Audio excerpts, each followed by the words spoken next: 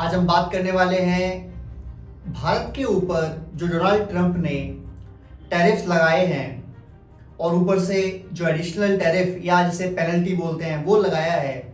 इससे क्या दूरियां आई हैं भारत और अमेरिका के बीच, और साथ साथ कैसे चाइना और भारत नज़दीक आते जा रहे हैं और आते जा रहे हैं। पहली न्यूज़ ये आई कि 5 साल पहले जब चाइना और इंडिया की झड़प हुई थी आर्मीज की गलवान में, उसके बाद जो हमारे रिश्तों में खटास पैदा हुई थी, जो दूरियां आई थी और लगभग दुश्मनी हो गई थी, वो किस तरीके से चेंज होती जा रही है। पहली न्यूज़ ये आई है कि कुछ ऑयल टैंकर्स जो इंडियन से रिफाइंड थे, यानी भारतीय रिफाइनरी ने उस ऑयल को रिफाइन किया था और सेंड कर रहे थे उसको एशिया पैसिफिक में, वो टैंकर्स अचानक से मोड़ दिए गए चाइना के लिए और चाइना में उनकी डिलीवरी हुई। यानी भारत ने चाइना को रशिया का रिफाइंड ऑयल, क्रूड ऑयल जो रिफाइन किया, बेसिकली वो डीजल था, उसको भारत ने चाइना को भेजा। बड़ी अलग बात थी। उसके बाद चाइना ने भी क्या किया था कि जो भारत यूरिया इंपोर्ट करता है चाइना से, उस पर उन्होंने कमी करवा दी थी कि हम बहुत कम देंगे, हम ना के बराबर देंगे, जिससे भारतीय किसानों को काफ़ी दिक्कत आ रही थी क्योंकि महंगी होती जाती यूरिया। रशिया से हमने महंगाई के बावजूद, बल्कि दूरी के बावजूद और वॉर के बावजूद यूरिया परचेज की, यूरिया की क्वांटिटी बढ़ाई, बट स्टिल हमें जरूरत थी और ज़्यादा यूरिया की। चाइना ने कहा है कि अब वो यूरिया भारत को देने को तैयार है और एक कम दाम में देने को तैयार है। ये भी बहुत अच्छी न्यूज़ है भारत चाइना रिलेशंस के लिए। ये बहुत अच्छी न्यूज़ है उन किसानों के लिए जो खेती बाड़ी करते हैं। अगर इन्वेस्टमेंट ही कम होगी तो जो उनकी लागत है कम होगी, तो प्रॉफिट अगर सेम भी आता है तो भी उनको प्रॉफिट ज़्यादा मिलेगा। ये बहुत अच्छी न्यूज़ है हर किसान के लिए। एक और न्यूज़ के सामने निकल के कि चाइना लगातार ये कह रहा है कि जो यूएस ने टैरिफ लगाए हैं भारत के ऊपर या ब्राजील के ऊपर, बट स्पेसिफिकली उन्होंने बोला कि भारत के ऊपर, हम उसमें भारत के साथ खड़े हैं और हम हर तरीके से जो भारत जवाब देता है यूएस को, उसको सपोर्ट करेंगे। यहां भी कमाल की न्यूज़ सामने आई है। अब इसके बाद क्या हुआ? रशिया ने बोला है कि भारत की इकोनॉमी कमजोर करने के लिए जो यूरोपियन यूनियन ने नायरा एनर्जी पर सैंक्शंस लगाए हैं, जिसमें 49% हिस्सेदारी रशियन मालिकों की है और 49% हिस्सेदारी भारतीय मालिकों की है, ये भारत की अर्थव्यवस्था को डायरेक्ट चोट है यूरोपियन यूनियन की, और उसी पर अमेरिका ने भी रोक लगाई या सैंक्शंस लगाए। तो रशियंस कह रहे हैं कि यूरोपियन यूनियन और जो अमेरिका है, इन दोनों की कोशिश है कि किसी तरीके से इंडिया को, इकोनॉमी को रोकना, क्योंकि हर जो इकोनॉमिस्ट है, जो प्रेडिक्शन करता है, वो ये कह रहा है कि भारत जो है 2050 तक, यानी लगभग 25 साल के बाद नंबर 1 या नंबर 2 की इकोनॉमी बन जाएगी। चाइना नंबर 1 पर रहेगा, भारत नंबर 2 पर रहेगा और अमेरिका खिसक के नंबर 3 पहुंच जाएगा।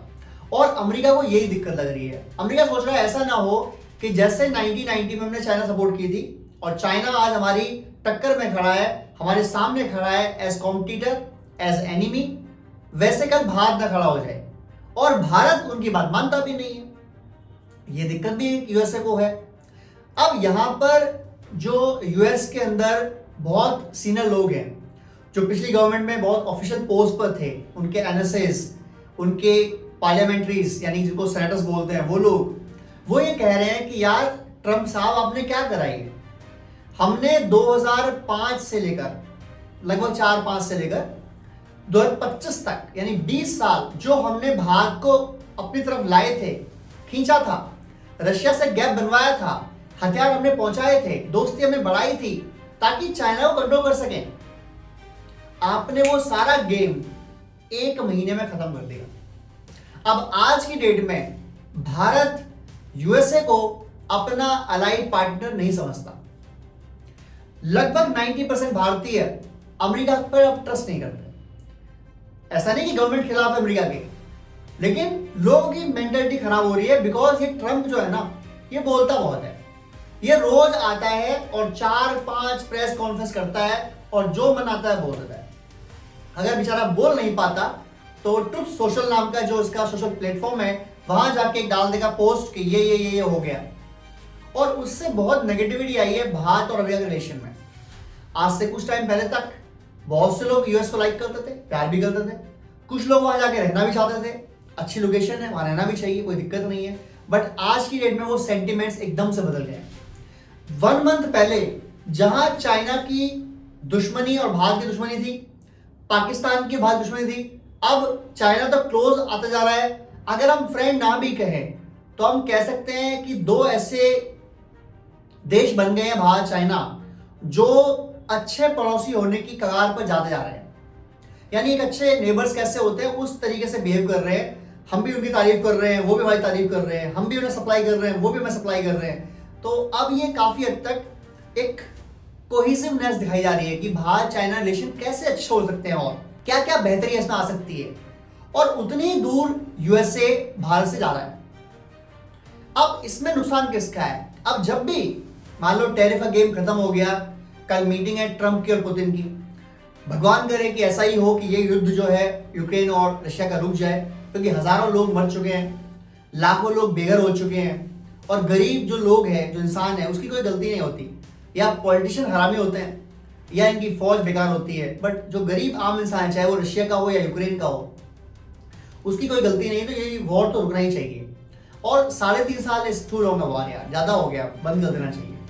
तो मान लो कि कल को वॉर रुक जाता है, और उसके बाद जो ट्रंप साहब है वो कहते हैं कि ठीक है, जो भारत पे टैरिफ लगाए थे, जो पेनल्टी थी उसे हम कम कर रहे हैं और अब विड्रॉ कर देंगे। लेकिन फिर भी मेरा ये मानना है कि अब जब भारत दोबारा रिलेशन में आएगा, जब भारत दोबारा डील करेगा यूएस से, तो वो कॉन्फिडेंस लेवल, वो ट्रस्ट लेवल नहीं होगा जो आज से 1-1.5 महीने पहले था भारत का। जो हम साफ कहते थे कि हमारा अलाई है यूएस, हम साफ कहते थे कि हम डील कर रहे हैं यूएस से, अब भारत ने साफ मना कर दिया कि हम आपका F-35 ले ही नहीं रहे। और हो सकता है डील हो रही हो, रशिया से हो रही हो deal, you never know. Putin साहब आ रहे हैं अगस्त में, आपको मालूम पड़े कि डील हो चुकी है, Su-57 आ रहे हैं, और ऐसा सुनने में आ रहा है, गलियारों में चर्चे हैं रशिया विशेषज्ञ जो भारत के उनका, कि रशिया से हम चाहते हैं कि 60 Su-57 हमें बनाना मिल जाए, और तकरीबन 100 और या 90 और भारत बनाया जाए विद 100% TOT, ट्रांसपोर्ट टेक्नोलॉजी, जो हम चाहते हैं आगे अपने एमका में यूज करना, जो हमारा 5th या 5.5 जनरेशन फाइटर प्लेन होगा। ये पॉसिबिलिटीज हैं बहुत ज्यादा। और अगर ये डील हो जाती है रशिया और अमेरिका की, तो फिर अमेरिका मुझे लगता है कुछ रियायतें देगा, रशिया को भी देगा रियायतें, कि आप चलो ये कर लो, हमें कोई दिक्कत नहीं, हम सैंक्शन नहीं लगाएंगे। और भारत को तो ऑब्वियसली देना ही पड़ेगा। ट्रंप ने भी अभी कल बोला कि जैसे ही मैंने भारत के ऊपर ऑयल की पेनल्टी की घोषणा की है, जो अभी लगी नहीं है भाई साहब, 25% टैरिफ लगा हुआ है, और एडिशनल 25% 27 अगस्त से लगेगा। तो जैसे मैंने घोषणा की है, उसके बाद से रशिया के जो पुतिन है, जो प्रेसिडेंट है, वो मान गए मुझसे बात करने के लिए, वरना मुझसे बात करने को तैयार नहीं थे। ऐसा ट्रंप का बोलना है। हो भी सकता है, यू नेवर नो, कि मोदी जी ने कहा हो कि यार बात तो करो एक बार, जाके देखो जरा, समझो ट्रंप क्या चाहता है कहना, और तुम जरा बात कर देखो, अगर बात बन जाए तो बहुत अच्छी बात है, वरना हम सपोर्ट कर ही रहे हैं। एनएसए डोवल साहब वहां पहुंचे हुए हैं, वो बता रहे हैं उनको कि इंडिया उनकी किस किस कंडीशन में हेल्प करने को तैयार है।